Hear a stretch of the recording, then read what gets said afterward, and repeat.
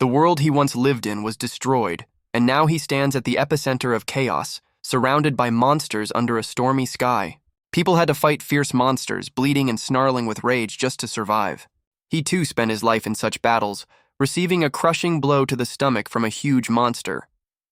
A young fighter, wounded and exhausted, with determination in his glowing eyes, looks up at his more experienced version towering above him with a sword against the backdrop of burning ruins. And so, day by day, he honed his skills, swiftly slicing demonic creatures with his sword in the misty forest. After a month, he fearlessly charged at giant horned monsters, raising his huge glowing sword above them. A year later, his face became even more determined, and his gaze sharper and clad in stronger armor, he continued to fight, surrounded by splashes of blood. 10 years passed in the blink of an eye, and now his silhouette stood atop a mountain of defeated enemies and broken weapons under a dramatic sky. Now, with a single sword, he could slay any monster, and in his piercing eyes there was no longer fear, only cold confidence.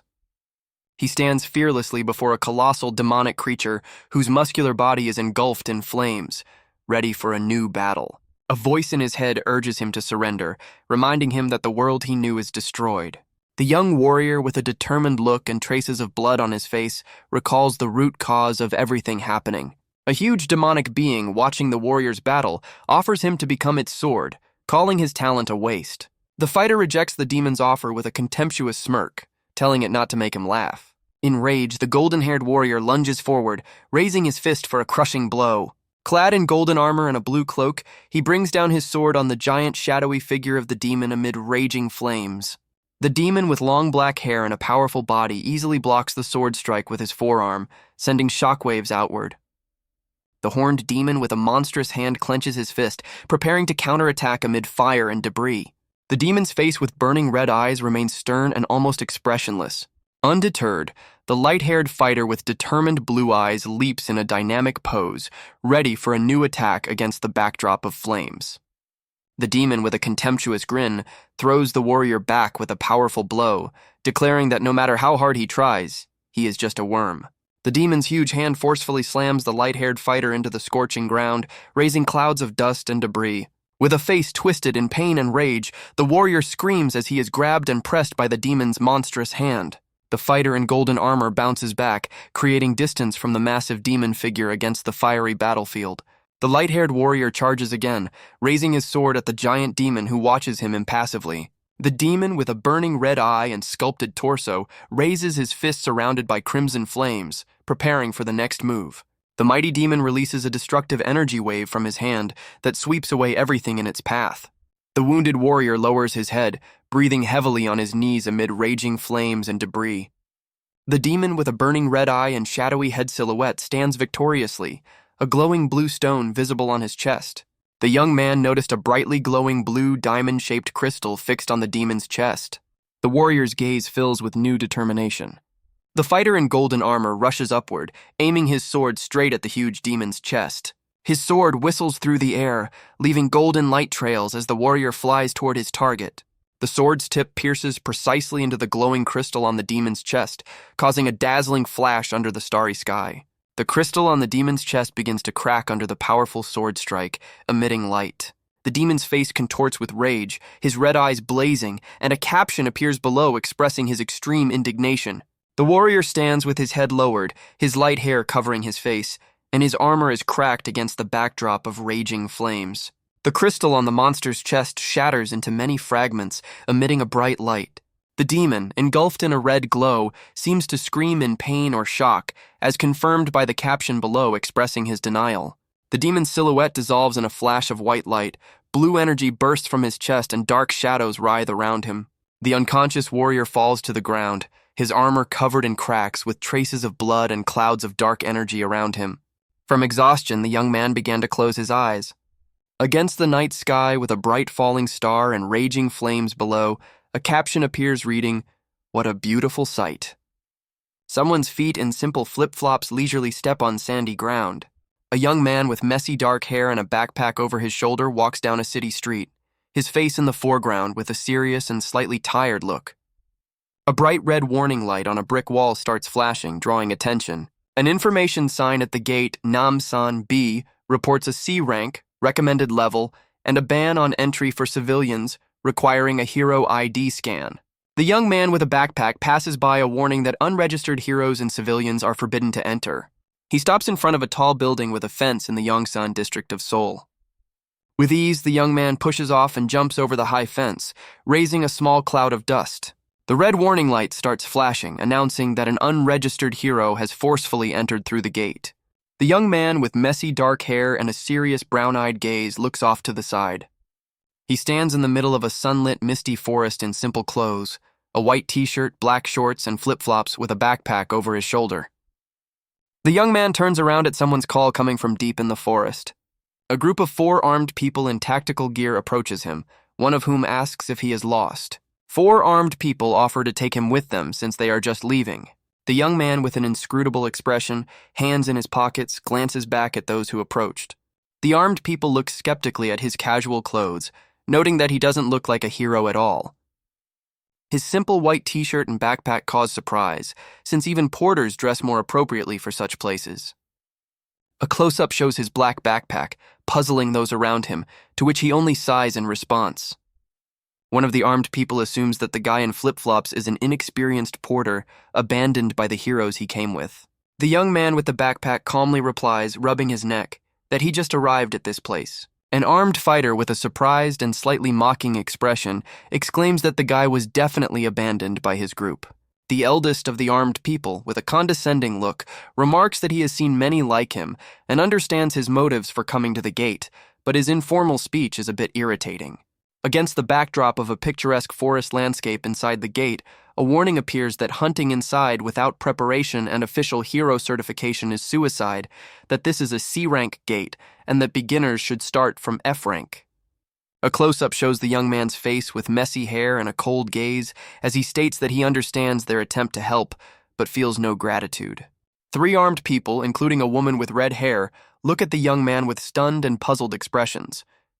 The young man calmly walks deeper into the forest, while one of the armed people tries to restrain his enraged comrade, who yells not to stop him and calls the guy crazy. The young man with the backpack walks away, and one of the armed people decides to let him go, saying that if someone brushes off concern like that, the only way to learn is through personal experience. A close-up shows the profile of the young man with a determined look, thinking that the gates are nothing like what is shown on TV or the internet.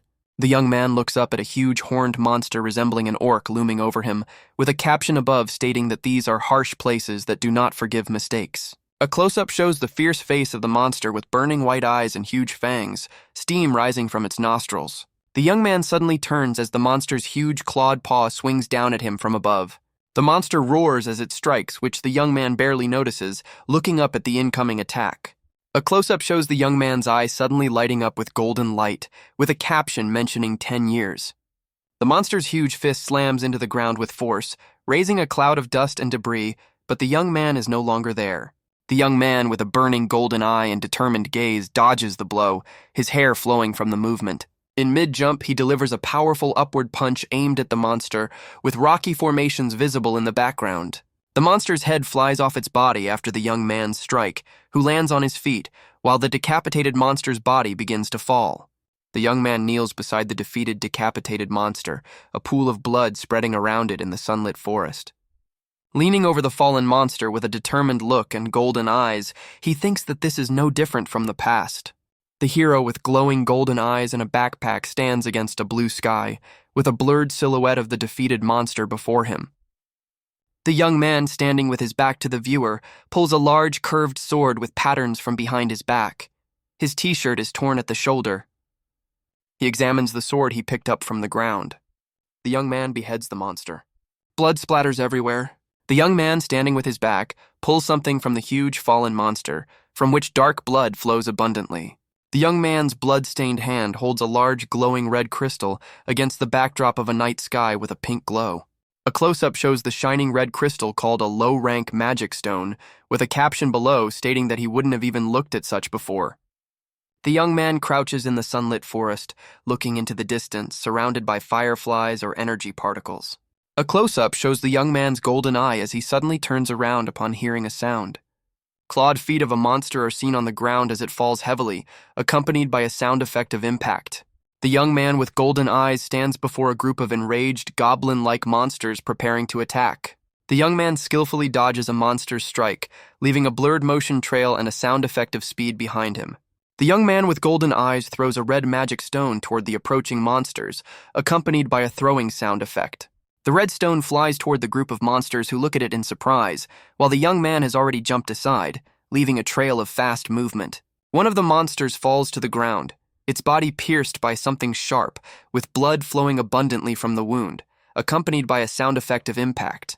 The young man stands among defeated monsters, pointing with his hand as if giving a command, with sound effects of ongoing battle in the background. A close-up shows the serious face of the young man with messy hair and brown eyes looking straight ahead against a blue sky with lines emphasizing tension. The same group of 4 armed people whom the young man met earlier walk along a forest path, accompanied by footsteps sound effects. A red-haired girl from the armed group thinks with confusion and slight irritation about that very guy who angered them so much. She worries about what will happen if he really dies, and her comrade asks if she is concerned about him. The eldest of the group, looking into the distance with a serious expression, suggests that if the guy is an intruder, agents from the control center should already be here. 3 agents in dark suits and glasses rush swiftly through the forest, approaching the scene. In the distance, silhouettes of running agents are visible, with text explaining that these are the Namsan C-rank gates, so elite B-rank agents or higher are sent here. A group of armed people stands on a forest path, and one confidently states that as long as the guy does not recklessly charge at monsters, he has no chance of dying, which his comrade agrees with. Against the backdrop of a dark forest appears an image of a huge orc with fangs, and in one fighter's thoughts flashes that this brat is probably trembling with fear and waiting for rescue from the agents. A close-up shows a powerful fist forcefully striking the orc's face with glowing eyes. The young man with burning golden eyes and a torn t-shirt strikes a huge orc who is swinging a club at him. The orc's huge bony club crashes into the rocky ground with a crack, raising dust and debris. The young man delivers a powerful kick from above and a high jump onto the huge orc's head. His leg strikes the monster's head with incredible speed, leaving a blurred white trail from the blow. The decapitated orc's body and its severed head lie on the ground in a pool of dark blood. The young man takes his impressive curved sword in hand, preparing for the next move. With burning golden eyes, the young man looks up and a caption states his goal: 3 more magic stones. The camera shows treetops against a clear blue sky with sparse clouds, creating a moment of calm. A close-up shows a black backpack on the young man's back, which appears to already be filled with something. The young man in a torn t-shirt stands in the forest, reflecting on his modest haul of 12 low-rank and 16 mid-rank stones, while an agent in a suit approaches from behind. He turns with a surprised expression and golden eyes at the agent's voice, shouting, "Over here!" The hero with a backpack and sword on his back decisively moves deeper into the forest, ignoring the agent, with speed lines emphasizing his quick departure. 3 agents in strict black suits and dark glasses look down threateningly, surrounding someone invisible to the viewer. 2 agents address the young man, who stands with his back to them, stating they are from the gate control center and demand he show his hero registration card or come with them. The young man with golden eyes looks confusedly at the agent, mentally repeating, "Gate control center." An agent with a scar on his face and a headset insists on cooperation, internally irritated by what is happening. The young man looks at them suspiciously. The young man turns away from the agents irritably, clenching his fist and thinking about what a hassle this all is. One agent orders to get handcuffs while his blonde colleague nervously fiddles with them, begging the young man to cooperate. The young man stands with his hand in his pocket as an agent behind him brings handcuffs closer, while a text bubble warns of possible use of force if he refuses. The agent's hand reaches for the young man, but he intercepts it by the wrist, stopping the attempt to grab him. The blonde agent with handcuffs looks dismayed before the determined young man, while text bubbles warn that resistance will lead to liability for injuries and advise resolving everything peacefully at the control center. The dark-haired young man tightly grips the blonde agent's wrist, holding the handcuffs, with a cracking sound effect heard. A close-up shows the frightened eye of the blonde agent, sweat dripping down his face as the young man squeezes his hand. The young man with golden eyes looks at the agent and tells him to stop bothering him and leave. 2 other agents, one wearing glasses and the other with a scar, with furious faces and batons in hand, prepare to attack the young man from behind, shouting out, The agents cross their batons, emitting blue light in front of the blurred silhouette of the young man, who dodges. They activate their batons, which the young man identifies as a fourth-rank magic staff, noting that it might work against orcs but not against him. The young man, with an unflappable expression, easily throws the blonde agent aside, and a sound effect of a hit or shove is heard. A close-up shows the young man's profile as he delivers his final warning. The young man, with a stern look and glowing eyes, advises the agents to leave if they don't want to get hurt even more, against a backdrop of blue energy glow. He lowers his head and clenches his fists, his muscles tense with lines around him emphasizing his readiness for action.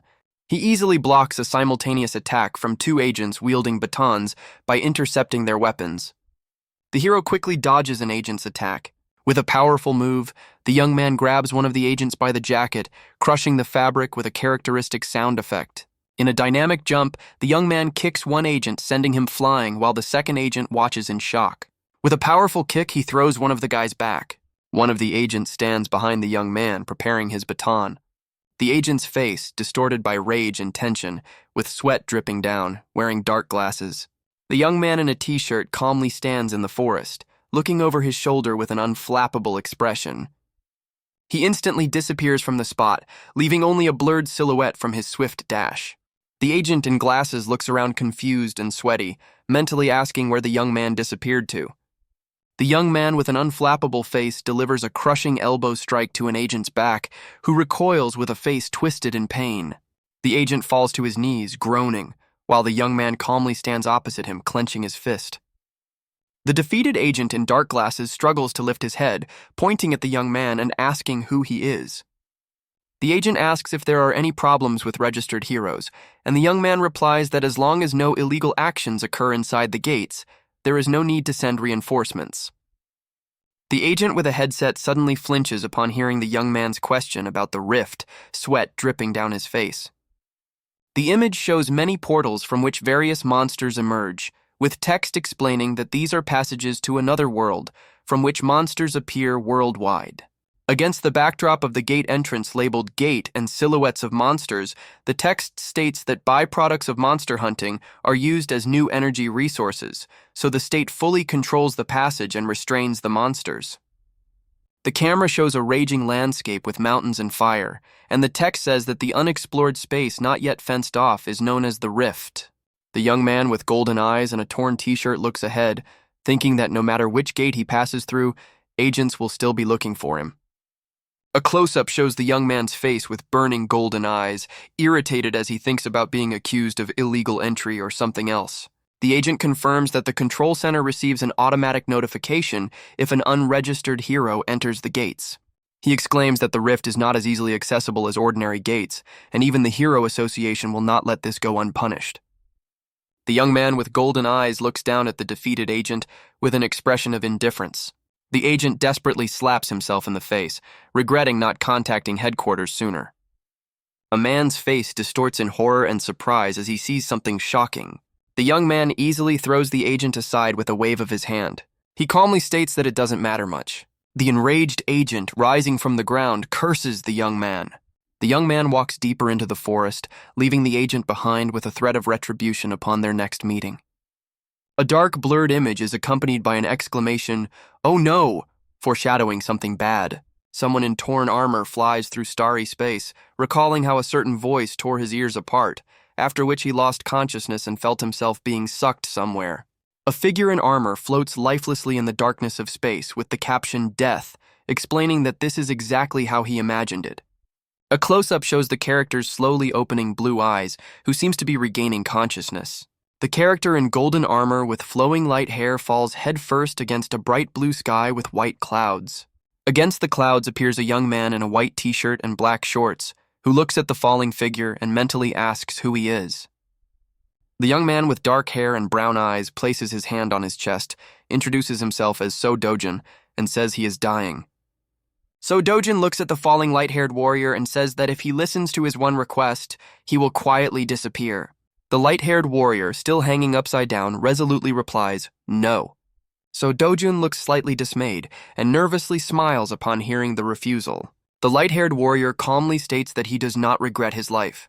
The warrior recalls that after 10 years of battles, he was betrayed by comrades, His country was destroyed, and friends and family died, against the backdrop of a ghostly castle in the clouds. He reflects that although they asked to live life to the fullest, it now seems meaningless. So Dojin listens with surprise and a drop of sweat on his temple to the words of the falling warrior, who says that So Dojin knows this too. The young man, looking at the departing warrior, thinks that although he lived like that, he does not want the same fate for his grandmother or Yunyun. The falling light-haired warrior with closed eyes sighs heavily and asks with annoyance, "So what?" So Dojin, with shining eyes and a wide smile, energetically asks what exactly the falling warrior wants. The young man, looking into the distance, begins to speak about his desire. We are transported to Seoul, the digital Gasan complex in the Gumcheon district. On the building now known as the Hero Complex, banners advertise mid-tier magical weapons and armor, and the text reports that trade in gate byproducts has surpassed IT companies. A young man in a torn t-shirt with a backpack walks down a busy city street, attracting the attention of passers-by, among whom is an agent with a scar, while whispers are heard around. The guy looks at a bright sign of a store selling magic stones and wonders whether he should go inside. A tattooed seller in a white polo shirt sitting behind the counter and looking at his phone greets the entering visitor with a smile. The young man tells the seller of his intention to sell magic stones, to which the seller enthusiastically replies that he came to the right place since they have the best prices in all of Korea.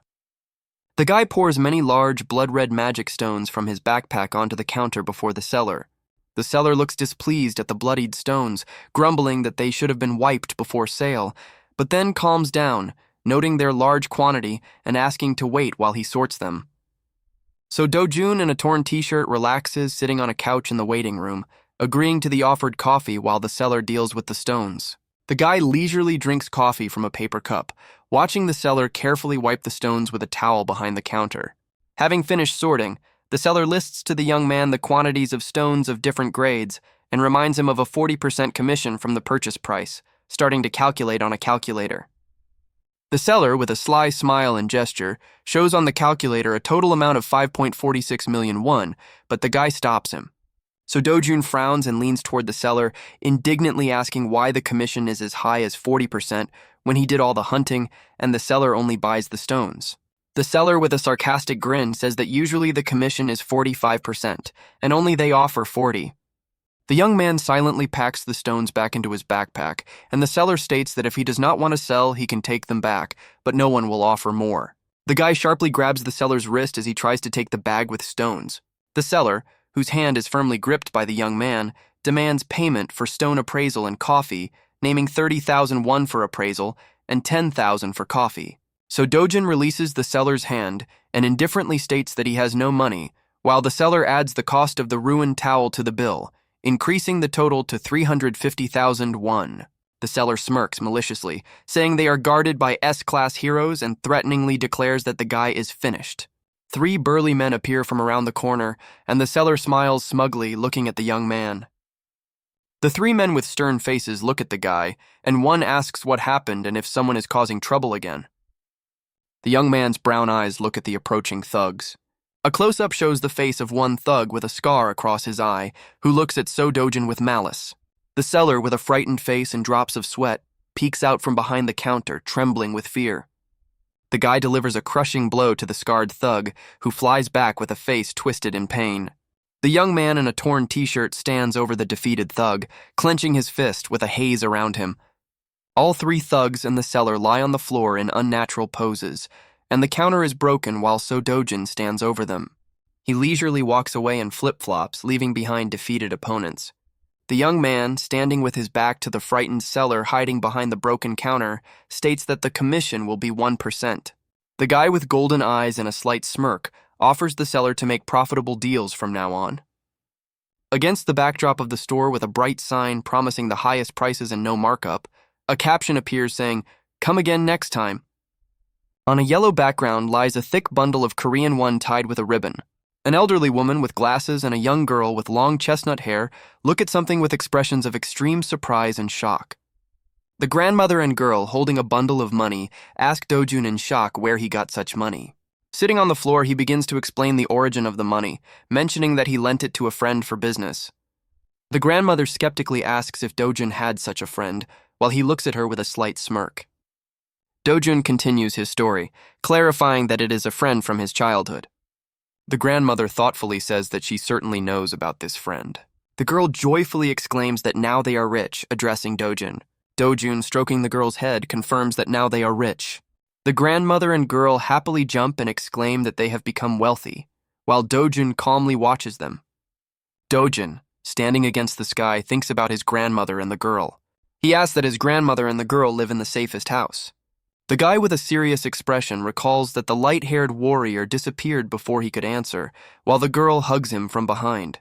Reflected in the mirror, So Dojun, still embraced by the girl, realizes that after awakening he became So Dojun. The safest house in Korea costs 110 billion won, and the hero reflects on his one-sided promise. The girl tightly hugs So Dojun, who with a determined look thinks that money is nothing if he regains his power. He understands that the rifts, gates, and monsters of this world are weaker than what Dojun saw. He is the former sword god who considers this world child's play. The guy notices that he has not yet recovered even a tenth of his power. The grandmother and Yunyan look at So Dojun worriedly as he sits on the floor with a vacant expression, while Yunyan hugs him and the grandmother asks if he is okay. The hero turns with a slight smile, saying he will go check and asks the others to stay inside. He approaches the door. Dojun exits the apartment, and on the stair landing, two men in dark clothes stand with their backs to the camera to meet him. One of the men, blonde, clenches his fists, while the other with reddish hair smirks maliciously, reminding Dojun of a debt of 48 million won. Dojun, with a serious face, thinks that these must be the loan sharks to whom the real So Dojun owed money before his death, and that 5 million for his grandmother's hospital bills has turned into 10 times that amount. Two men stand before the guy, and the red-haired one demands the money earned in the gates, citing a contract. The blonde man smirks and brings his face close to Dojun's, telling him not to consider it unfair. The guy punches the red-haired man in the face, who staggers backward. The man, eyes wide with surprise and glowing pupils, is knocked aside by the blow. Dojun stands in a fighting stance before the open apartment door, while the blonde man looks at him in shock, exclaiming, "What?"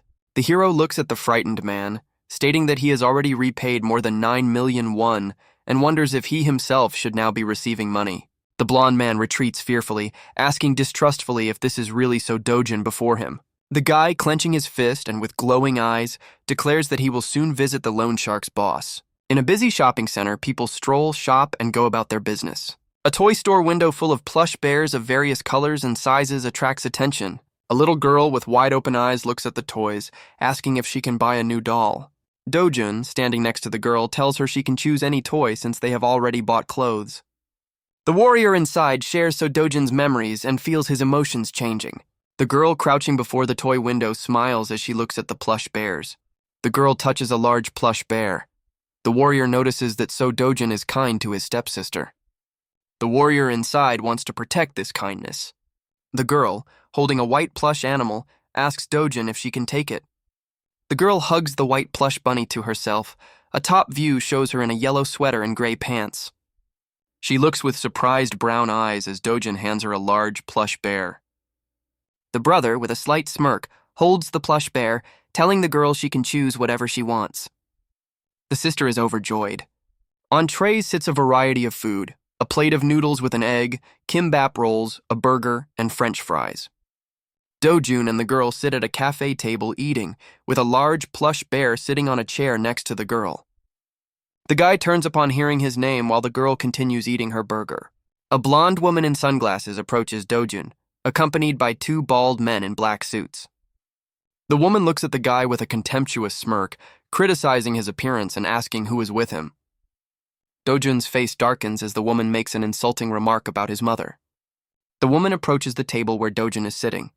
The girl with a mouthful looks at the approaching woman in surprise, mentally wondering who this lady is.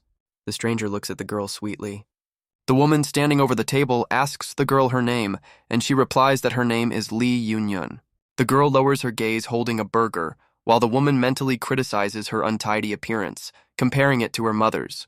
The lady asks the guy if what the girl says is true. Dojun's face tenses as the woman continues to provoke him, asking why he is silent and not responding. She looks at him with a stern and questioning gaze, awaiting his reaction. The woman turns to the girl and addresses her with, "Hey, kid." She asks the girl if she knows the meaning of the word slut, while her guards stand behind her and Dojun and the girl sit at the table. The guy is very angry at this lady. The girl, turning to the blonde woman, calmly states that she is as ugly as an orc. The lady with raised eyebrows and wide-open eyes asks confusedly, "What?" The guy barely restrains himself in the presence of this woman. Little So Dojun, in simple clothes, born out of wedlock, lived in poverty, and at 7 years old, after his mother's death, barely got into his father's house. The boy stands aside while his father, with his new wife and their child, happily spend time together. And the text explains that he lived for more than 10 years in discrimination and contempt, and after the birth of the son of his father's lawful wife, he was completely neglected. So Dojun eats at the table with Yunyeon and her grandmother, and the text says he was kicked out again and lived in his stepsister's grandmother's house. The hero was happy with his family. He endured disrespectful treatment for many long years. Dojun, with a determined look, makes a promise to himself that now everything will be different. Dojun stands before the blonde woman who looks confused and tells her that they lived together for 12 years, but it is still disgusting to her. He continues saying that not only is her appearance and character spoiled, but she is also stupid and incapable of learning.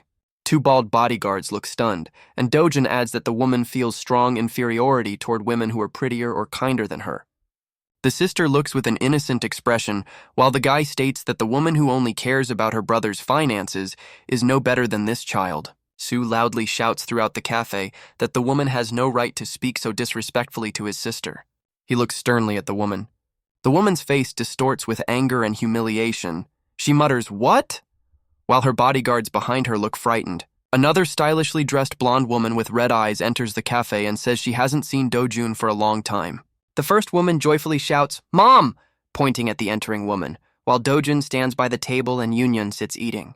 The woman with tears in her eyes complains to her mother, asking if she knows what that girl just told her, but the mother interrupts her with, "Enough!"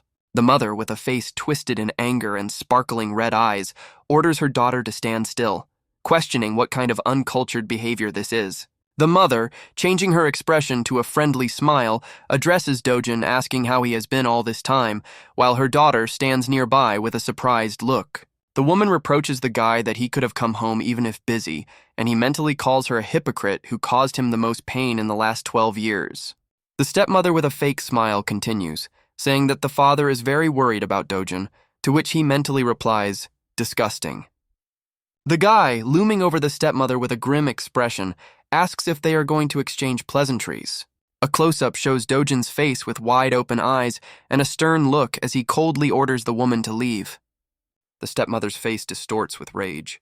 She turns and leaves, leaving behind the stunned daughter of the woman who watches her go with surprise. The woman mentally wonders if this is really So Dojun, who used to lower his head even from baseless slaps. The daughter runs after her mother, who is leaving, and shouts for her to come with her, while two bodyguards follow them. Dojun, turning to Yunyeon, calls her to leave. The guy, full of determination, leaves, and the text explains that the patient and silent So Dojun no longer exists. Against the backdrop of the night city, the text warns that someone would do well to realize this as soon as possible. A black car speeds along a night road. Inside the car, an angry daughter asks her mother why she left and exclaims that they should have crushed that guy. The daughter continues complaining to her mother about Dojun's words. The mother addresses her manager. She asks angrily why Dojun is still alive. The manager reports that according to a report from a certain Kang Chulwoo, Dojun was left at the gates. The mother, furious, demands to know why the one who was supposed to be dead is still alive, while her daughter asks in confusion what her mother means and suggests that he was supposed to have died. The daughter in the car looks at her mother in confusion, who sits silently, turned away, and asks what she means. Shown from above is a car in which the daughter is yelling at her mother, finding out what she is doing and whether she tried to kill Dojun, while two guards are driving the car. The daughter, sweaty and embarrassed, is asked by her mother if she still likes Dojun. She fiercely denies her feelings for Dojun, shouting that it's not true, while the car speeds forward and she worries that her grandfather or father will find out about it.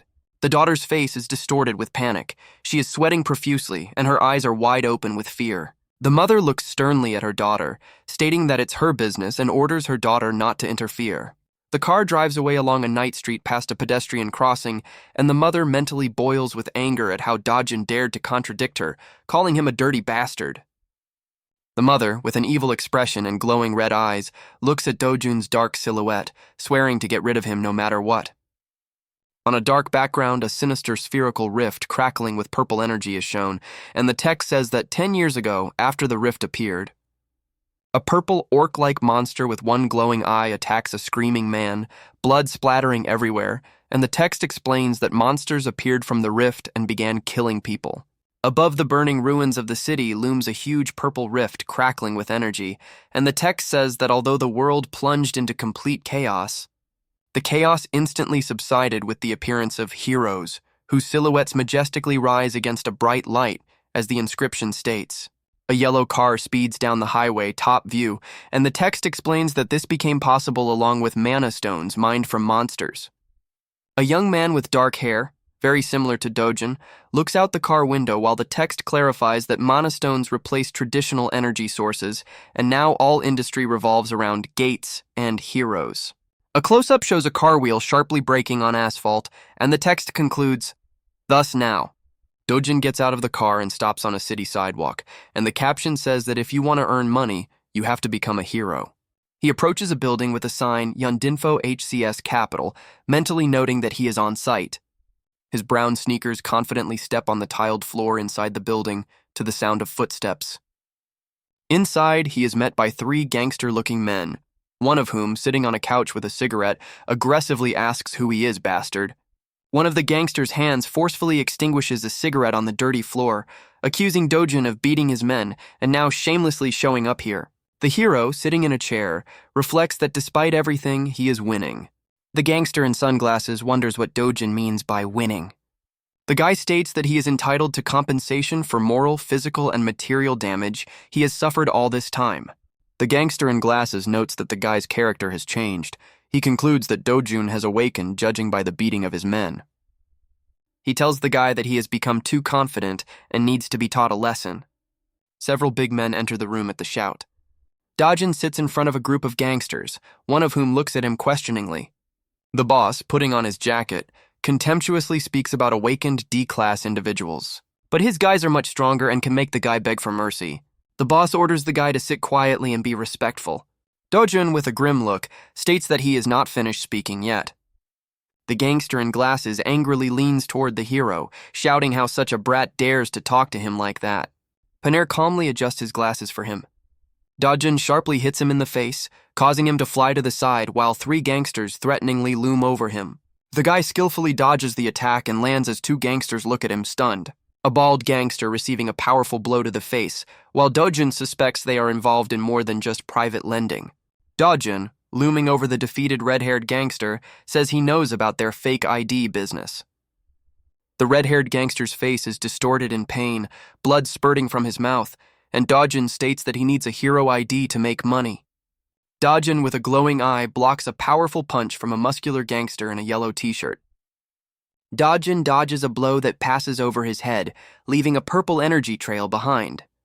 Dojun stands in the middle of the room surrounded by defeated gangsters, casually brushing off his hand. A close-up shows Dojun's face, demanding that they make him a perfect ID without any problems. Horror is reflected on the face of the gangster in glasses as Dojun states they have until tomorrow. The gangster, horrified, contemplates Dojun's power, suggesting that he is not D-class but possibly even B-class. Dojun stands before the remaining gangsters demanding an answer, and one of them agrees fearfully. Dojun grabs a gangster by the collar, adding that he has one more question. With glowing yellow eyes and a sinister expression, Dojun asks if Hong Hee-ju ordered to kill him. Dojun forcefully squeezes the gangster's collar, demanding an answer to his question. Dojun furiously pushes the gangster away, creating a motion blur effect from the speed of the movement. The gangster pressed against the surface shouts Hong Hee-ju's name and begins to tell what she said. A close-up of the gangster in glasses with a face distorted by horror screams that Hong Hee-ju ordered them to drive Dojun to suicide through debts. The guy with an impassive expression listens as the gangster confirms Hong Hee-ju's words and begs to be released.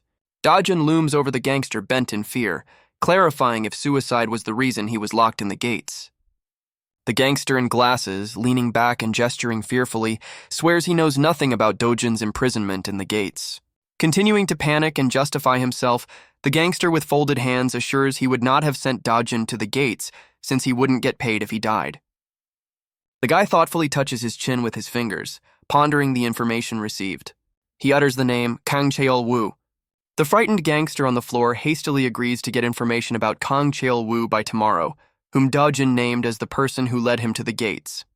Dojin decisively heads to the exit, passing a nervously bowing blonde gangster, leaving behind the cowering boss on the couch. The hero stands on the street under a clear sky, his gaze fixed forward with determination. Dojin recalls his past self, who asked to provide a safe home for his grandmother in Yunnan, calling his past self a bastard. The guy with a determined look, hair blowing in the wind, and an unbuttoned shirt declares that now he will fix everything. His hand holds a golden B-rank hero card with his photo. Dojin places his hero card on the terminal scanner with a digital code on the screen. The hero stands before a massive metal door with warning signs, and the system confirms his registration, but warns that his rank is below the recommended level. The guy anxiously looks at his hero card, thinking that the damn president should have raised his rank, while the system advises caution due to danger. Dojin resolutely enters the open passage leading to the gates as the system repeats the low-rank warning. He in brown sneakers walks through a dark tunnel. This is the Night Island Gate as B rank but D scale, with tunnel terrain and an entrance for 2. A top view shows Dojin walking through a narrow, dark tunnel, and the text explains that due to the tunnel shape, only solo play is possible, which complicates passage for those who are not A rank. The guy with a tense face and glowing eyes peeks out from cover, thinking that if luck doesn't smile on him, he's in for a tough time. Dojin smirks, realizing he's about to fight hundreds of monsters alone in a dark and narrow tunnel. Before him, a giant snake with a golden head emerges from a purple haze, ready to attack. With an excited shout of, "Love it!" Dojin firmly grabs the snake by the head, preparing to strike. In a furious attack, the guy delivers a crushing blow to the monster, scattering energy discharges and debris around. The snake's head explodes into pieces, poisonous green saliva dripping from its mouth. Dojin recalls that this is the black deadly viper, whose venom causes paralysis even from a light touch. With glowing eyes, the hero sharply dodges another attack, surrounded by purple energy.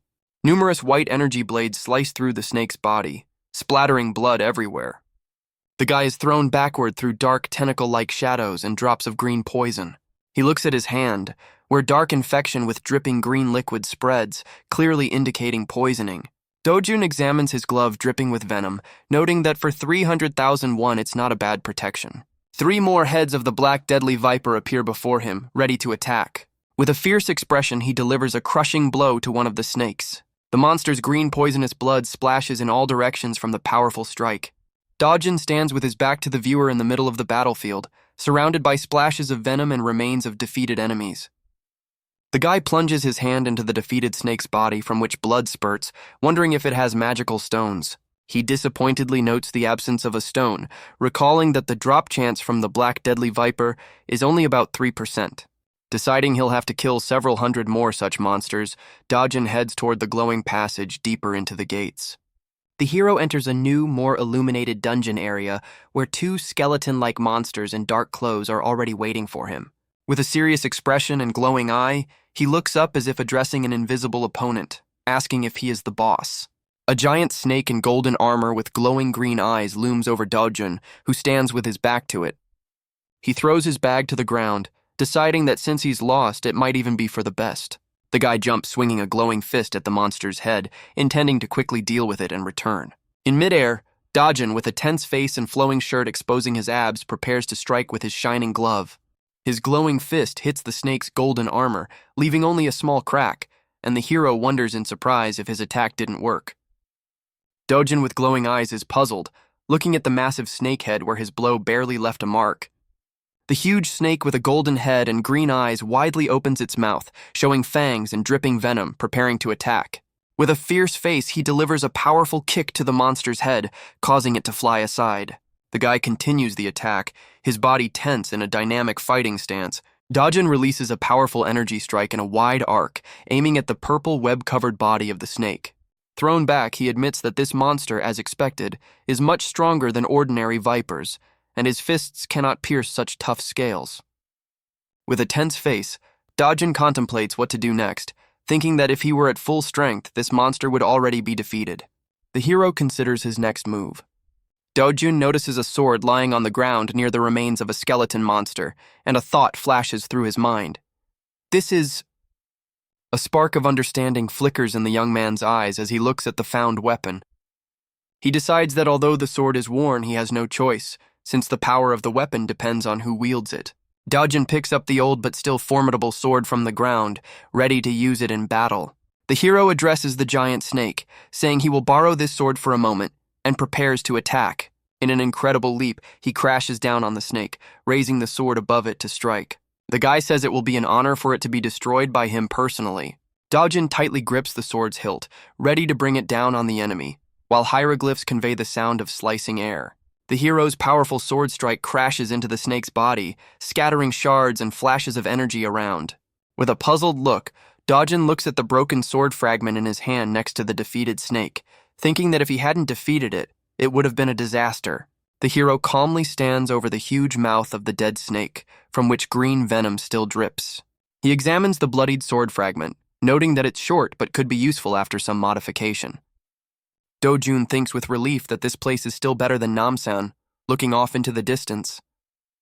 Leaving the gate area under the huge moon, the young man reflects on how much time he spent in this B-rank dungeon. Clenching his fist, the guy resolutely reminds himself that restoring his strength is his top priority.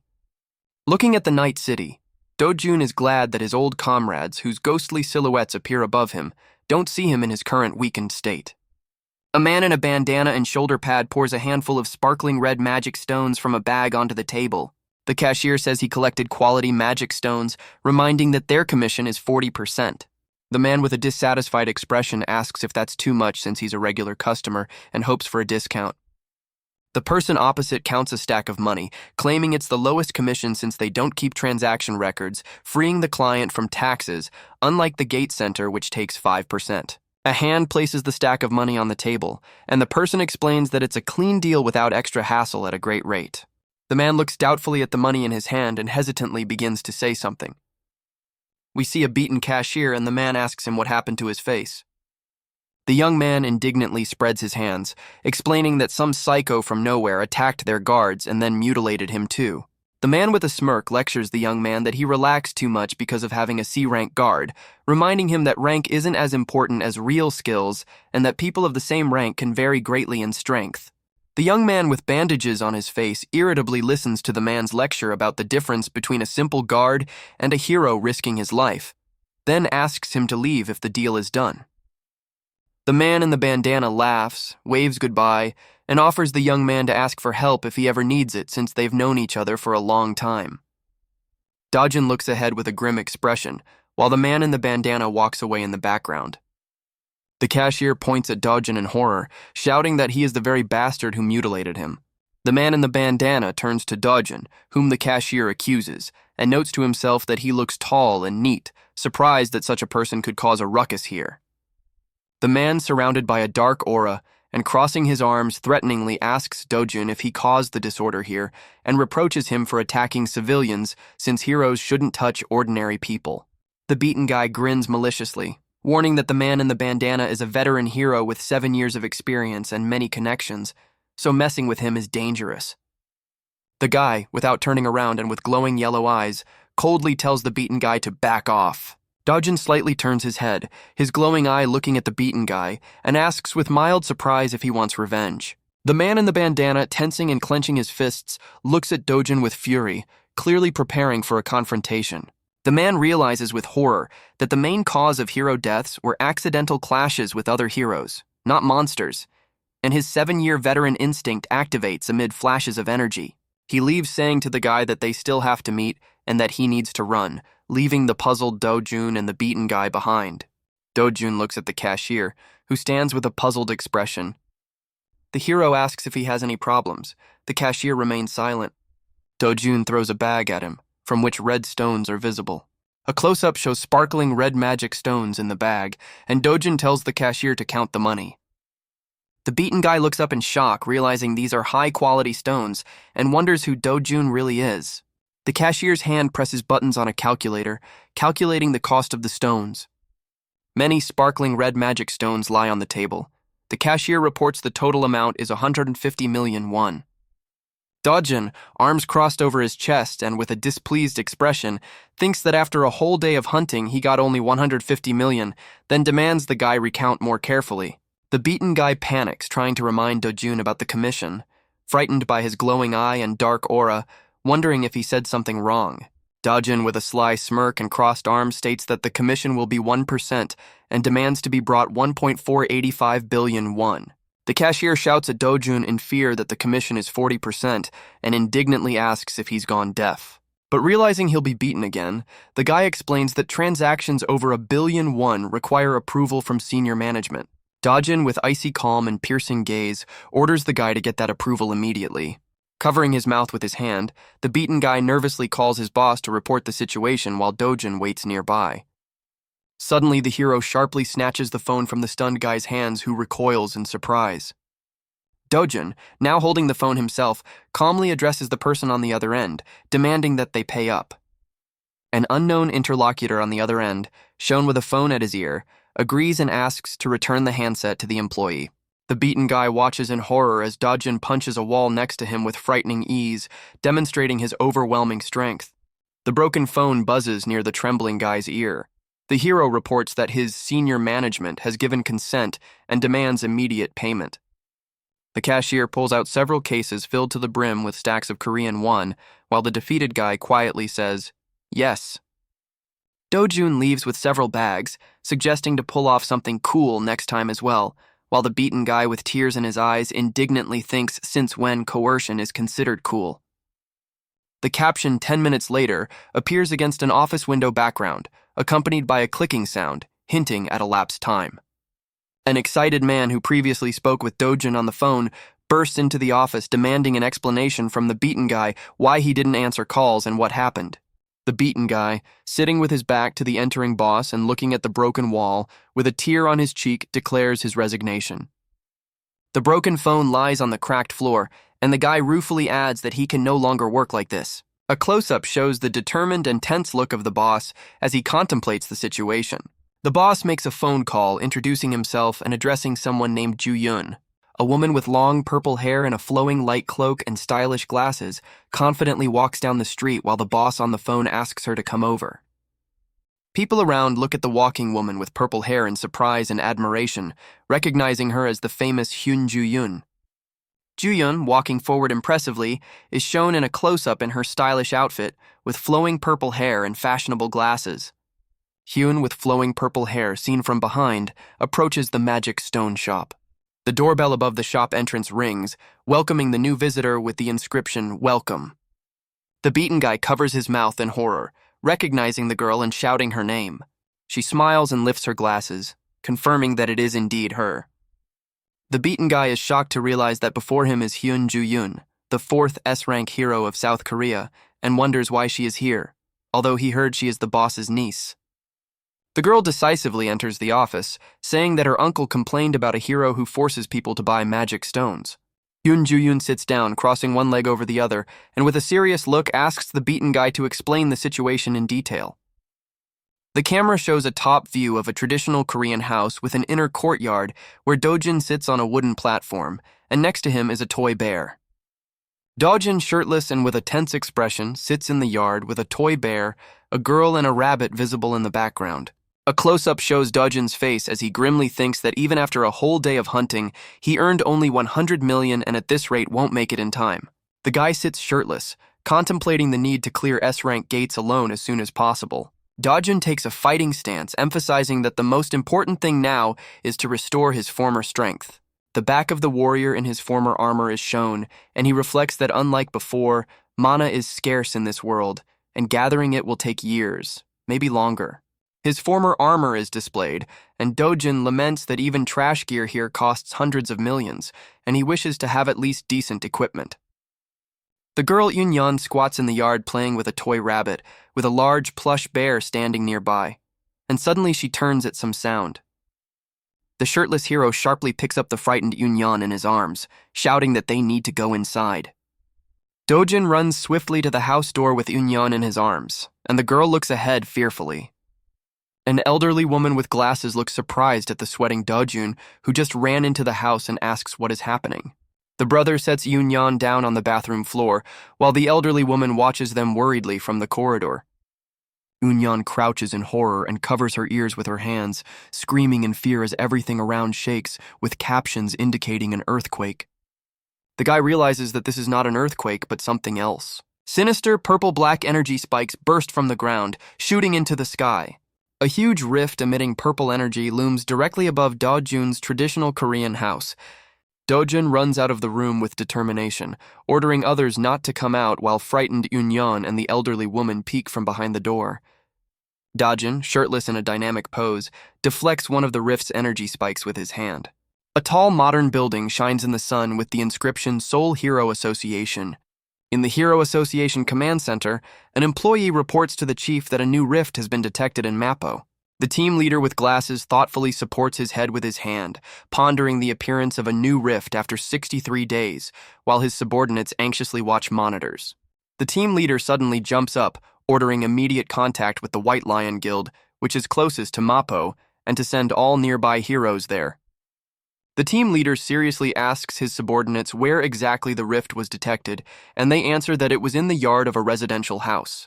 The team leader with glasses looks up in puzzlement, thinking that the rift appeared in a residential house, which is a big problem, because if a civilian enters first, no one else can enter until they leave. A close-up shows the team leader's face, who anxiously thinks about the consequences if a civilian dies inside the rift. Dark silhouettes of monsters burst out of the rift, and the text explains that if a civilian dies, a wave of monsters will come from the rift zone for 10 days. People fleeing in panic are shown, chased by various monsters that escaped from the rift, and the text warns that in such a case, all of Seoul will be devastated. A young blonde-haired employee in the command center anxiously asks if the identity of the entrant has been established, and another employee reports that it is So Do-jun, living in the house where the rift appeared, and his grandmother said he entered trying to save his younger sister. The blonde employee with a serious expression sits in a chair, clarifying that Do-jun is not a hero, and asks about the likelihood of monsters appearing if a civilian enters a new rift. A huge number 99.9% is displayed on the screen, indicating an almost 100% chance of monster appearance. A stack of documents slams forcefully on the table, scattering to the sides from the impact. A red-haired woman, arms crossed over her chest, looks at someone with distrust and surprise, exclaiming, "Awakened?" and clarifying if she is really being told that Do-jun has awakened. A bald man in a suit, seen from above with a drop of sweat on his head, reports that Do-jun is not yet registered with the Hero Association, but it is confirmed that he awakened during the last gate incident. The bald man in a suit, sweating profusely, thinks in horror about what Kang Cheol-woo has done. The red-haired woman angrily pounds her fist on the table, shouting that he should have dealt with that bastard himself, instead of complicating everything and taking money for it. In anger, she orders Manager Lee to tell Kang Cheol-woo that if he does not kill Do-jun, he will owe her 10 times the amount received. Manager Lee informs the red-haired woman that maybe they no longer need to deal with Kang Woo since a new rift opened in Mappo, right in Do-jun's house, which causes her confusion. With a drop of sweat on his temple and wide-open eyes, Manager Lee reports that Do-jun entered the rift and the media will soon report on it. The red-haired woman, leaning on the table, smirks and suggests they might no longer have to see that worthless kid, and Manager Lee uncertainly confirms her words. A barely noticeable, almost sinister smirk appears on the red-haired woman's face as she looks to the side. In chibi form, she orders Manager Lee, also depicted in a simplified style against a building background, to monitor the situation until full certainty, and he replies that he understands everything. The camera shows a top view of Do-jun lying on his back in the middle of a dense green forest where only the rustling of leaves is heard. Do-jun, shirtless and muscular, rises to his feet in the forest, looking up in surprise as leaves fall around him, thinking it's hard to believe. Do-jun lies on the grass in the forest with his hands behind his head, recalling that this is the Patisua Forest, a place he often visited in his youth. The camera shows a top view of Do-jun standing in a forest clearing, noting that this forest, from trees and grass to wind, rich mana in the air, and even cloud shapes, is exactly as before. Do-jun, shirtless, looks into the distance through a gap in the trees, thinking that if he goes this way, he will find something familiar. A close-up shows Do-jun's face as he confirms his guess with a slight smile, saying he knew it. Before him stands a huge world tree glowing with blue energy, reaching high into the sky. The camera shows the lush crown of the world tree from which glowing mana spheres emanate, and the text explains that this is an ancient spiritual tree carrying the purest flow of mana. Dojun, shirtless, touches the trunk of the world tree, recalling that the fall of the previous world began when this tree was burned, disrupting the mana flow. Dojun crouches at the roots of the world tree, thinking that now it somehow stands again, although he doesn't know how. A close-up shows Dojun's face, who with an anticipatory smirk thinks that maybe he can restore the mana of that time. The guy stands shirtless, surrounded by the glow of the world tree and floating mana spheres, ready to absorb its power. Dojun, shirtless and with closed eyes, breathes deeply, sitting surrounded by blue light and hanging vines, absorbing energy. Dojun meditates, sitting with his back to the viewer in a glowing niche at the base of the world tree, while mana spheres float around and the text says that days pass this way. Dojun thinks with a slight smile of satisfaction that, forgetting food and drink, he fully concentrated on breathing for 10 days straight. The hero's eye suddenly flashes with golden light, signaling the awakening of a new power. From the forest thicket emerge two eerie Vulcan creatures with sharp beaks and purple glow, emitting ominous sounds. The guy standing with his back to the viewer by the world tree sees approaching Vulcans and recalls that they were the ones who burned the tree in the past. Many monsters surround the world tree, emitting purple energy, while Dojun's silhouette is visible on one of its branches. He stands shirtless with a determined look, thinking how timely a water element sword would be now. One of the creatures swiftly lunges in attack, extending its sharp limbs forward and opening its glowing mouth. Dojun, with eyes burning gold and bare torso, takes a low stance surrounded by a blue aura, and the caption above says he doesn't care and will crush everything. From the side, the guy stretches his hand forward, concentrating a whirlwind of blue energy in his palm that rushes downward. A close-up shows a Vulcan shattering into pieces with a crack from a crushing blow of blue energy. Another monster with sharp teeth and a glowing purple crest on its head retreats fearfully, watching its comrades' destruction. The camera from below shows Dojun standing on a branch of the world tree while two huge Vulcans loom over him, preparing to attack. In a simplified style, Dojun, surrounded by a blue aura and with a drop symbol on his chest, releases an energy blast at one Vulcan, knocking back another, and the text explains this is mana release in the form of ki for detonation. The guy with a serious face and glowing golden eyes looks to the side, a drop of sweat running down his temple, and the thought in the text says he hasn't released so much mana in a long time. Two monsters with wide-open glowing mouths attack simultaneously, emitting powerful energy beams. Dojun, thrown to the ground, barely dodges two purple energy spears that forcefully pierce the ground beside him, raising a cloud of dust. The guy's face shows unwavering determination as his body is enveloped in a mixed blue and purple glow. Dojun, with a determined look and golden eyes, watches as an energy barrier or enemy attack before him shatters with a crack. Surrounded by a blue aura, the hero softly lands on the forest floor, confirming to himself the safety of the world tree. With a predatory grin and burning golden eyes, the guy surrounded by blue light declares his intention to personally check his mana. A toothy Vulcan's mouth is visible, from which a concentrated energy stream bursts forth forcefully.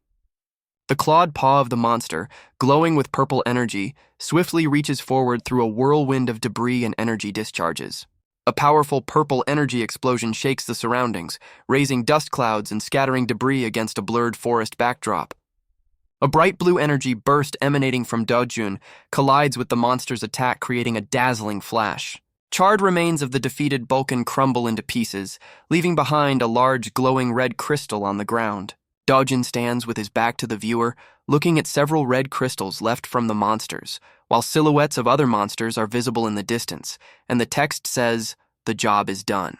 A confident smirk appears on the guy's face as he thinks that if he deals with the remaining monsters, he can get even more crystals. The hero grins predatory, his golden eyes shining, wondering if he can also obtain the eternal coal.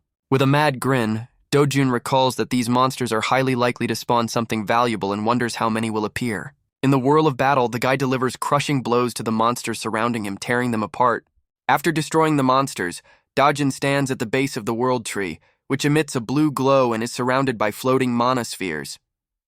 On the ground, among several large red crystals left from the beasts, a small glowing golden object appears. The guy's hand reaches for this golden object to pick it up. Dojun looks thoughtfully at the glowing golden object in his hands, recognizing it as the eternal coal. With a satisfied smirk, he clenches the coal from which golden energy flashes burst forth, rejoicing that he has obtained it again. The guy calmly and confidently smiles, holding the shining coal with both hands in front of him. He thinks that although it would be great to get more mana from the world tree, his current body cannot absorb it, and now the only available method is to use the eternal coal. Dojun, shirtless, holds the eternal coal, which brightly flashes with golden energy, and the text above says he is going to absorb this coal. The camera shifts, showing the hero from behind, surrounded by tongues of flame, and the text above reports his intention to turn his mana into fire. Dojun looks displeased at his past self as a young swordsman, thinking that before he didn't need to absorb coal, but now it takes 10 minutes. A close-up shows the muscular torso of the young man with a burning orange eye as he strains, absorbing energy. His bare foot stands on ground covered with red crystals and small golden coins, which also begin to glow. Dojun stands at the foot of the tree, surrounded by mana spheres, and the text in a bubble reports his decision to continue absorbing as much as he can. Above a crowd of people looking up looms a huge, ominous purple energy structure with sharp spikes. A cameraman films the scene surrounded by worried people, a police car, and officials. A close-up shows the face of an enraged man gritting his teeth with a speech bubble saying, "Damn it!" A man in a black suit with crossed arms angrily looks ahead, and next to him stands a young man. A speech bubble asks what the hell is going on because of one madman, while a caption below reads, "Ban Song." A young man in a black suit named Kim Hyunu looks ahead with a satisfied smile, and the text says he tried to save his sister. Sinister purple energy tentacles writhe against the background of some room, and the text explains that this man heard rumors about easy awakenings in rift zones and simply entered one. Kim Hyunu stands next to Ban Songu, who with crossed arms and a serious look asks what Gilma Hyun says, receiving the answer that according to instructions, they must wait for the wave. Kim Hyunu looks ahead puzzled, asking, "But why?" And the text below reports that rifts apparently appeared simultaneously in the USA, China, UK, Turkey, and Switzerland. Against the backdrop of a ruined city with figures of people and ominous purple energy, the text says Gilma Hyun must be busy because of this and that this is happening for the first time, but those guys quickly took control of the situation. Ban Songu, with a face twisted in rage and glowing eyes, shouts that they got into trouble because of that useless bastard, while Kim Hyunu nervously laughs beside him. Ban Songu's fist is decisively raised against the sky, and the text demands that whoever entered first must come out immediately, or else they will get their ass kicked. A huge pulsating purple energy structure with sharp spikes looms over the rooftops, emitting an ominous glow. The same ominous purple energy structure continues to loom over the houses, and the text reports that 28 days have passed since the new rift appeared, and the Hero Association has declared a first-level monster wave. On a blurred image of an unknown dark-haired man, the text says that if an ordinary person who entered first does not come out by the second day, then a bright flash comes from the screen as someone presses a red button on a remote control. A man in a brown jacket and dark glasses, with a cigarette in his mouth, thoughtfully looks at the screen holding the remote and wonders if that person is really So Dojun. His assistant in a strict suit and glasses, Kim Ongu, the right hand of director Hwan Chansob, confirms that his subordinates identified So Dojun. Director Hwan Chansob asks Kim Ongu, "What are the chances of that bastard returning alive?" To which he, placing his hands on the table, replies that for an ordinary person they are negligible, less than 0.1%. A close-up of director Hwan Chansob's face is distorted by a wide malicious grin, as he finds the idea that Dojun is an ordinary person laughable. 3 grim, beaten, and bandaged men stand aside while the director mentally calls the idiots from the Hero Association misinformed due to lack of information. Kim Ongu, looking at the injured, honestly admits to his boss that he finds it difficult to make any judgment. Director Hwan Chansob leans back in his chair with a creak, noting that fighting skills and the ability to survive in a rift are completely different things. Kim Ongu listens attentively to his boss with a serious expression, pondering his words about the difference between combat skills and survival in a rift. A young girl with chestnut hair and shining eyes looks cheerfully at an elderly man in glasses who is braiding her hair and curiously asks about his plans. Director Hwan Chansob grins maliciously, looking up, thinking about his cunning plans regarding Dojun's family, depending on whether he returns alive. The majestic world tree shines with blue energy emanating from its trunk and spreading through its lush crown, surrounded by floating manospheres. Dojun, shirtless and muscular with glowing eyes, stands surrounded by whirls of golden energy, wondering how much time has passed. His hand holds a shining golden object called the inextinguishable coal, and the text says he has absorbed hundreds of these. Bright golden flames burst from the hero's hand, and the text explains that now he can use fire mana anytime, and his fire resistance has greatly increased. The shirtless guy confidently looks ahead, and behind him appears a ghostly silhouette of his past self in armor. The warrior notes the superiority of his current fire attribute. Dojin stands shirtless with his back turned, touching the trunk of the world tree from which blue mana spheres emanate. He feels a connection with the warrior inside him. The guy expresses gratitude to him for the strength. Dojun's hands carefully place large red crystals into a green mesh bag lying on the ground. The hero looks down, tying the mesh bag full of red crystals, possibly never to see the world tree again. Dojin tells himself that if they meet again and the tree is in danger, he will protect it. Dojin stands shirtless with his back to the viewer before the shining world tree surrounded by mana spheres, and the text confirms his intention to protect the tree no matter what it costs. The hero steps out of the portal. Dojun, shirtless, stands under the full moon against the backdrop of city buildings, holding a bag of crystals, and the text reports that there are no signs within a kilometer radius, also wondering if everyone has evacuated in anticipation of the wave. The camera shows a view of a city street with stairs leading up between buildings, and the text in a bubble indicates the presence of something stronger in that direction. Dojin, with a determined look in his orange eyes, sharply throws up the bag of red crystals. The hero, shirtless, hides behind a building corner, watching two men in black suits, one smiling cheerfully and the other looking displeased, standing under the full moon. The guy peeking from behind the corner has a serious expression, noting that, judging by their clothes, these are the same people who were at the previous gates, and if he gets caught, there will be trouble. His hand is open, and bright golden flames burst from it, accompanied by Korean characters denoting a flash of fire. Dojin, standing with his back turned, launches several golden fire projectiles toward the city buildings. One of Dojin's fire projectiles swiftly flies through the night sky over a building with a Korean sign resembling a police station. The projectile crashes into the building's roof with a dazzling flash, creating a golden halo-like effect around the explosion. A young man with blue hair panics and shouts that it's fire, while the man behind him asks in surprise what that sound is. The blue-haired guy runs swiftly across the roof toward the explosion, while the man in the black suit watches him from behind. 3 people, including the blue-haired guy, stand frozen before a huge fire engulfing a building, with Dojin's silhouette barely visible in the background.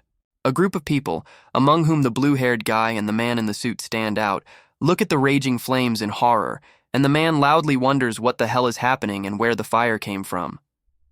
Dojin stands with his back to the viewer, a bag of red crystals over his shoulder, looking at the burning building, and the text below notes the good properties and accuracy of his fire's targeting. Dojun, shirtless, looks thoughtfully at his hand, and the text bubbles contain the word fang and a rhetorical question whether such fire would impress even himself. Against a backdrop of golden flames, a young swordsman in armor deflects an attack from a fire mage in a red cloak, and the text says he must have been pleased since he was the strongest fire mage on the continent. The blue-haired guy in a black suit turns to his colleague standing against the fire background with a surprised face and says, "Wait a minute." A strange purple energy structure resembling claws looms over the night city, and the text above says, "The rift is strange," while below someone asks in surprise, "What?" Ominous purple energy claws begin to disintegrate and disappear in the night sky above the rooftops. Silhouettes of 2 men in suits run swiftly down a city street, leaving blurred motion trails behind them. A man with chestnut hair in a black suit sharply turns with a worried expression, asking what is happening with the rift, while his blue-haired colleague runs ahead. A close-up shows the face of the man with chestnut hair, his eyes wide with surprise, and in a speech bubble he says, "The rift." The purple energy claws continue to disintegrate above the rooftops, and the text above reports that the rift is disappearing. Dojun, shirtless and barefoot with a bag of red crystals on his back, climbs stairs in the night city under the full moon's light. Against the panorama of a modern city with a tall skyscraper appears the headline "Breaking News," reporting that the recently appeared rift in Mapo disappeared early this morning. On a large building screen, news is broadcast that the Hero Association, which was expecting a monster wave, is surprised by the sudden disappearance of the rift exactly 29 days after Mr. So entered it and is conducting a thorough investigation into the causes. Meanwhile, as the text reports, an unexplained fire broke out at a local dump near the rift, and two men and a woman stand on the street discussing it.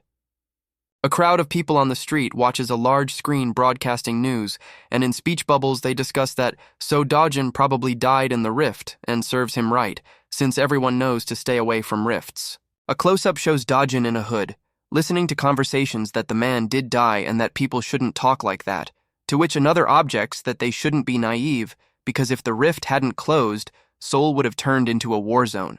Dojin in a hood walks down the street away from the group of people, pondering whether the disappearance of the rift means he will never see the world tree again, and although it's regrettable, maybe it's for the best. Dojin in a hood, seen from below, looks up adjusting his hood, thinking that he still has something to protect.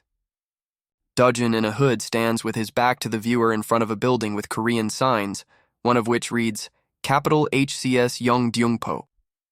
Two men, one in a white shirt and the other in an orange jacket with a cigarette, stand on a stair landing talking, judging by empty speech bubbles.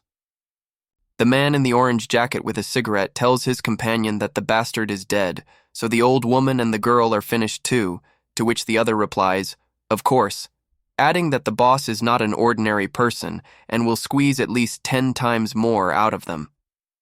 The man in the orange jacket thoughtfully smokes, thinking that the old woman is nothing, but the little girl might grow into something decent, and the boss is probably already thinking about how to use her. The man in the white shirt looks surprised at his smoking companion in the orange jacket, who calls him with the word, hey. Dojin, hooded, stands before two men asking where their boss is. A black car suddenly speeds off, kicking up dust and leaving tire marks on the road. A man in sunglasses adjusts his hair while walking on the sidewalk, followed by his assistant in a suit. The man in sunglasses smiles confidently, thinking that now that that guy is dead, he can sleep peacefully. The assistant asks the man about his schedule for today, reporting that he has lunch planned with Director Baek and no evening plans. The man, removing his glasses, orders the assistant to contact Ms. Kang and tell her to have the new girls ready by evening. The man in sunglasses and a dark jacket descends stairs accompanied by his assistant. An invisible force suddenly throws the man in the white shirt off balance. The man in sunglasses looks ahead in horror, blood visible on his face. A man in dark clothes is knocked back by a powerful blow, leaving dynamic motion lines behind. Dojin in a hood stands inside a room watching frightened men. Dojin's hooded face expresses anger, and the text orders him to crawl like a dog. Dojin sits on a table, throwing one leg over it, showing his superiority. A man in a black jacket with a frightened expression asks if Dojun can hear him. The man in the jacket bows before Dojun, obeying his order. Dojin, hooded, looks down at the man, stating that he does not deserve human treatment. The man lying on the floor with a frightened expression tries to obey Dojin's order. The man lying on the floor barks like a dog, obeying the humiliating order. The man in the orange jacket watches what is happening, turned with his back to the viewer. Dojin, sitting on a chair, orders the man to bark louder, pressing his foot on his back. He, sitting on the chair, watches the humiliated man, accusing him of betrayal. The young man in a hood with burning eyes looks at the man, asking if he thinks Dojin is facing someone like him for the first time. The man in the jacket begs for mercy, promising loyalty. Dojun orders the man to be silent, delivering a sharp blow to him. The man is thrown back by the guy's strike, leaving a bloody trail on his face. The man in glasses flinches, watching what is happening. The young man, sitting in a chair, tells the man in glasses that he is now the boss. Dojin asks the man if eliminating the leadership is a big problem and gives him permission to do so. The man in glasses hesitates, saying their boss has many connections, and if he suddenly becomes the boss, everyone will suspect something is wrong. The man in glasses asks the hero to spare the boss at least once. The hero suggests several cruel ways to deal with the boss. Two men look at Dojin in fear, one of them with a bloodied face. A man in a suit begs the guy to spare him, offering to work for him. The guy watches as the man in the suit bows before him in despair. Dojin thoughtfully considers that removing the boss would simplify the situation. He wonders if he has become too soft. The guy extends his hand to the man in the suit. The man in the suit extends his hand in response, admitting his past mistakes. The man in the suit looks at Dojin in surprise, offering to serve him. His hand, engulfed in flames, grabs the man's hand. In Do-jun's eye is reflected the man engulfed in flames, and the caption above says this is his last chance. Do-jun, seen from above, strikes the man with a blazing hand, who recoils trying to defend himself. The man's hand, enveloped in dark energy, crumbles to dust under Do-jun's power. The silhouette of the defeated man writhes on the floor, moaning, while hooded Do-jun stands over him. The young man sternly warns that if anyone in his family is harmed, the guilty will be dead and will have to guard his loved ones until their last days. Against the backdrop of a busy city street with numerous signs, the text reports that officially the guy is considered missing along with the rift. Do-jun in a hood sits at a cafe table opposite a girl eating a burger, and the text explains that the government, Hero Association, and media already consider him dead. A hand holds a smartphone displaying Do-jun's profile with many reactions, confirming that he is considered dead. The guy with a serious expression looks at the smartphone screen, thinking that news of him being alive will only bring trouble. The hero sits opposite his sister in a cafe and thinks that Hwan Chansob will soon help him find a new home, so there is no need to rush. The girl happily devours a large burger sitting at a cafe table, where there are also fries and ketchup. She smiles happily with closed eyes, and a speech bubble above her conveys her joy about the upcoming move. Do-jun in a hood, sitting opposite his sister at a cafe table, tells her she will be able to go to kindergarten like her friends and will start school next year. The girl looks at Do-jun with a sad expression, who asks with surprise and concern why she doesn't want to go to kindergarten, and she quietly confirms his suspicion. Do-jun's hooded face becomes stern and determined when he learns that children tease the girl because she has no parents. The sister listens with a surprised and slightly saddened face as Do-jun allows her not to go to kindergarten to avoid bullies and suggests she go to school next year. The girl with shining eyes happily asks again if she really doesn't have to go to kindergarten, and Do-jun confirms her words. The hero thoughtfully watches the girl who again eagerly eats her burger and considers whether to send her to a prestigious private school so no one dares look down on her. Against the night sky is the facade of the King Motel with several lit windows, and a speech bubble expresses outrage that a grandmother and child were placed in a motel. Do-jun in a hood stands in a dimly lit corridor opposite a man in dark clothes turned away and angrily asks if he is stupid. A man in glasses and a suit nervously tries to assure Do-jun that the motel is safe since it is managed by their company. But the guy interrupts him saying, "Forget it."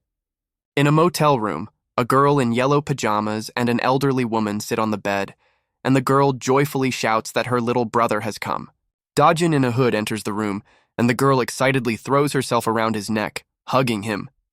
The elderly woman with tears in her eyes takes Do-jun's hand, saying with relief that he really came back alive. The girl, continuing to hug her brother, happily repeats, little brother," unable to contain her joy. The guy softly smiles and confirms that he has returned. The girl, sitting at a cafe table opposite Do-jun, curiously asks if he is also a hero. The guy asks in surprise if she likes that he is a hero, to which the girl, eating a burger, replies no.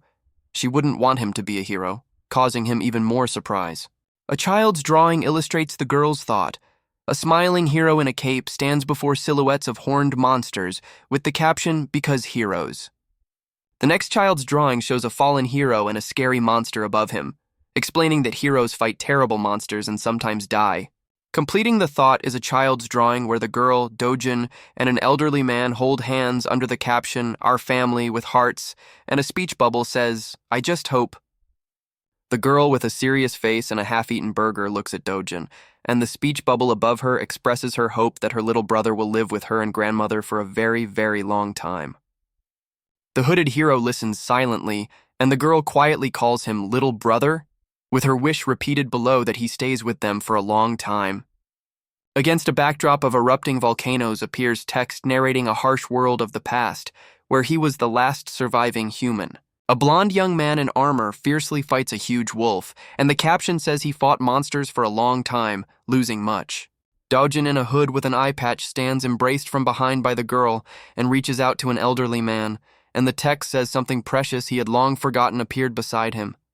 The guy, girl, and elderly man sit at a low table in a modest room, and he thinks that here he can live happily, peacefully protecting this happiness. A helicopter lands on a rooftop helipad of one of the many skyscrapers in a modern city. A tall building of the Korean Hero Association rises against a blue sky with clouds. A man in a cloak, Na Taewan, founder of the Korean Hero Association and director of the World Hero Federation, sternly asks if they really found out nothing. A girl in a strict suit with short dark hair guiltily reports to Na Tae-won, who stands with his back to her, that they have no information about the current situation. The man in the flowing cloak looks at the city through a panoramic window, expressing frustration that the spontaneously disappeared rift could reappear at any moment. A girl with a serious face confirms his words, adding that the appearance of variables is dangerous, and asks him to be more careful with his statements. Na Tae-won, with a stern look and a scar on his eye, states that considering people's safety, this is a fortunate outcome, but immediately apologizes for his slip.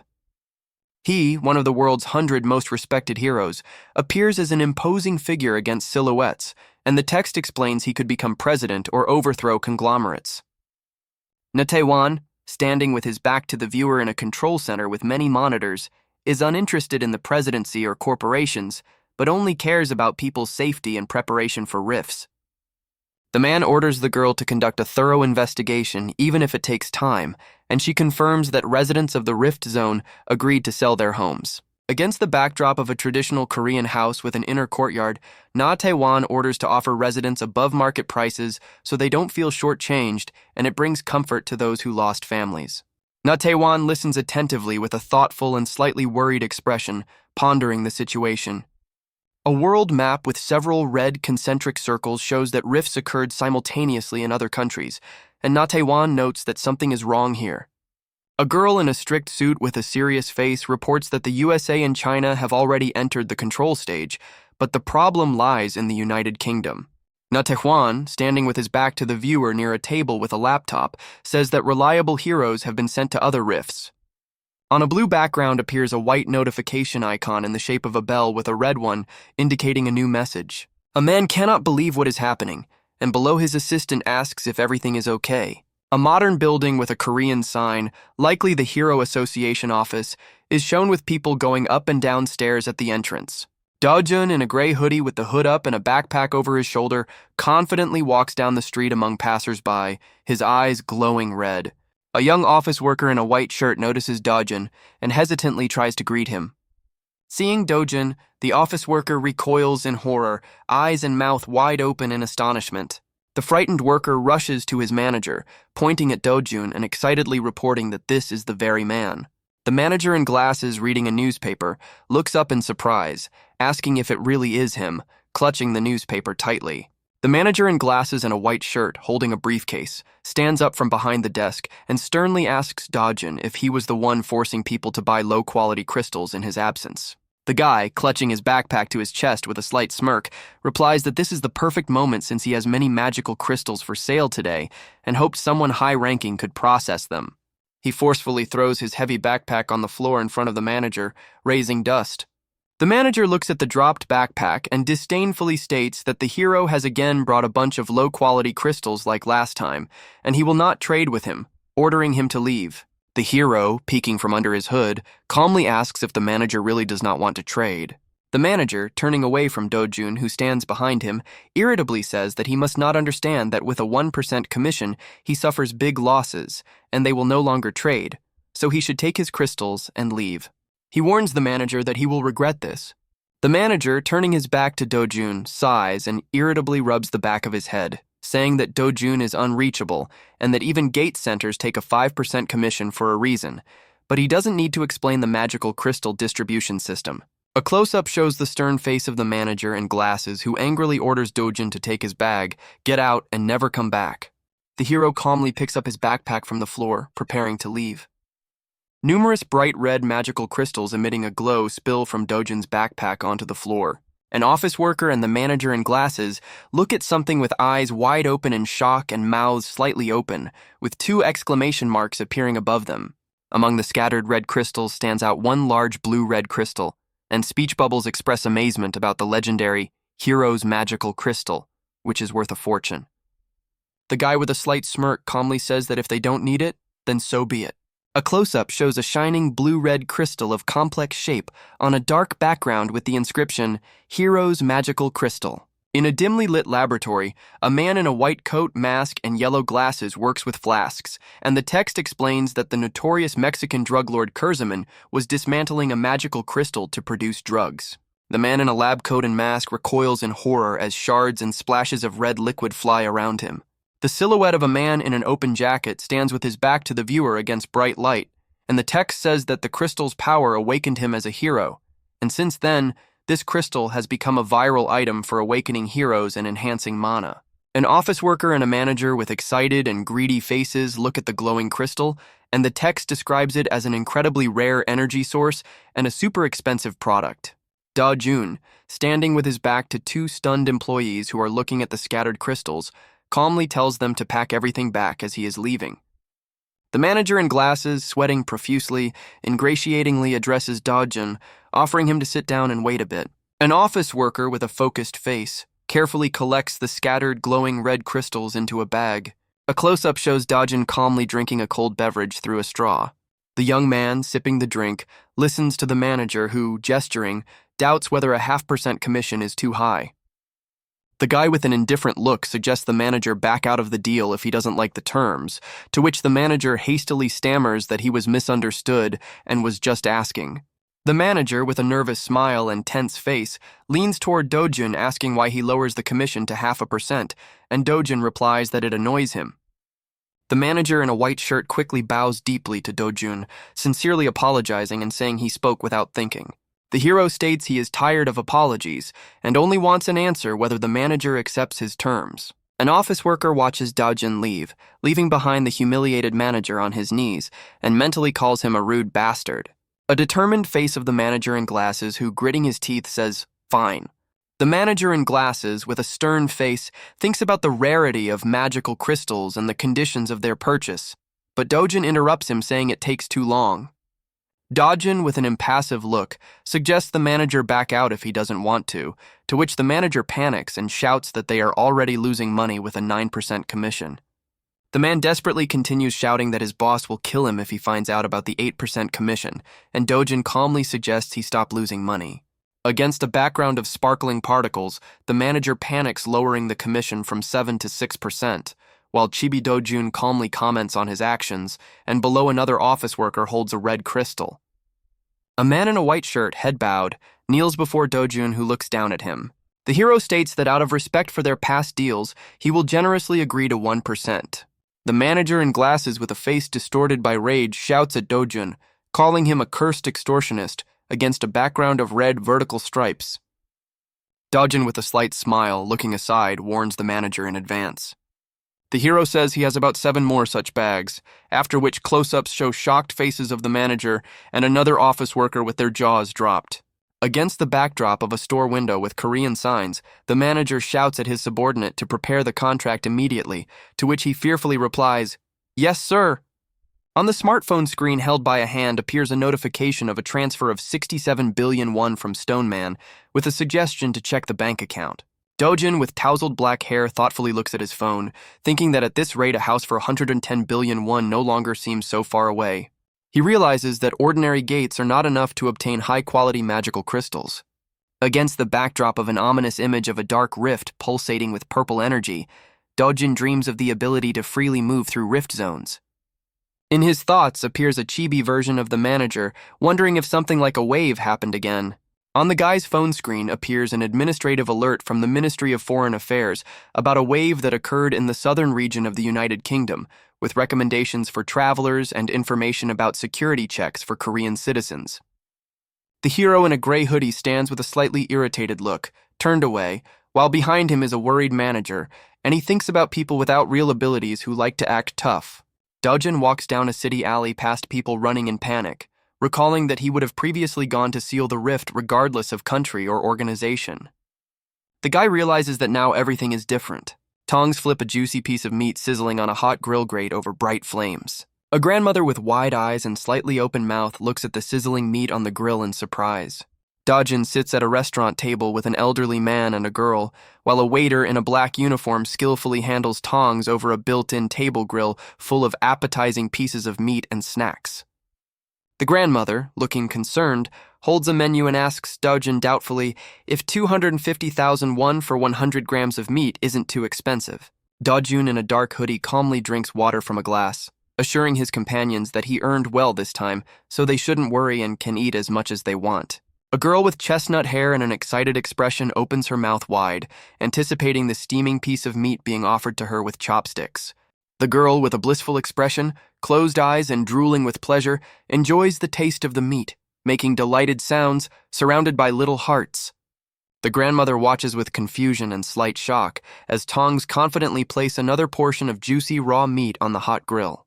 The waiter with hair tied back and a faint smile announces that they will have 4 portions of each type of meat: fresh ribs, prime ribeye, strip loin, and diaphragm.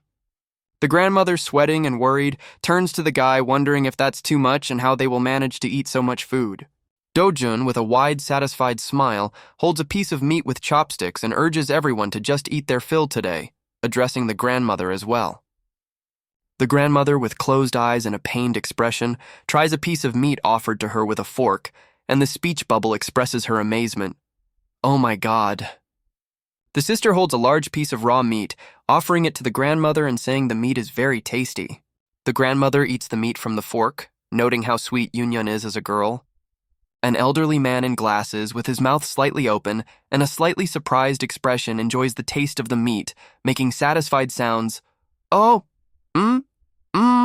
Dojun, grandmother, and the girl sit at a table full of food, including grilled meat, eating heartily while Dojun prepares another portion. Shot from below, a woman in a black business suit and high heels confidently walks through the restaurant, surrounded by sparkling particles. A woman with long purple hair in a business suit passes by Dojun's table heading toward him, while other restaurant patrons watch her. Dojun turns with a slight smirk at the call, and a speech bubble asks, "Mr. So Dojun?" A woman with purple hair and stylish glasses pushed up on her forehead stands over Dojun and seriously asks if they can talk. A close-up shows the profile of the woman with purple hair, who begins to say, "So you're a hero." But Dojun interrupts her question, asking if she doesn't see that he is eating with his family. Dojun, looking irritated and half-turned, suggests the woman come back when he finishes his meal. The woman with purple hair and glasses on her head, smirking and slightly nervous, introduces herself as Hyun Ju-yoon. Annoyed by such neglect, she steps away from the table while Dojun and his family continue eating.